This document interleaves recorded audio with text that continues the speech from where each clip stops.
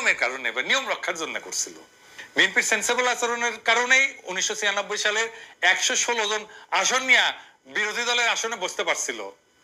সরকার যদি এতই খারাপ চালে তো এত আসন 2001 সালে ঘটছিল। কিন্তু এখন প্রভুপাতকে বলতে হবে বিএনপি আমলকে আয়না করছিল। কোন আন্দোলনে 2 সপ্তাহে 1000 মানুষ মারা গেছে, হেলিকপ্টার থেকে গুলি করা হয়েছে, স্নাইপার দিয়ে গুলি করা হয়েছে, সরাসরি বুকে গুলি করা হয়েছে, মাথায় গুলি করা হয়েছে স্নাইপার দিয়ে। বাংলাদেশকে ভারতের উপনিবেশ বানানো হয়েছে বিএনপির আমলে। বাংলাদেশের রাজনীতিতে ভারত হস্তক্ষেপ করছে।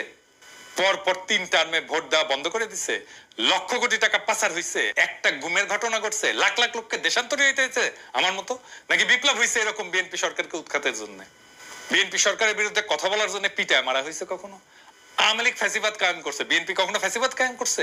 বিএনপি 57 জন সেনা অফিসারকে মারছে বিদ্রোহের নামে? বিএনপি রাতের আধারে আলেমদের মাইরা লাশ গুম করছে? বিএনপি আমলে দুর্ভিক্ষ হয়েছে, এর ফলে বলে বিএনপি আওয়ামী লীগ এক।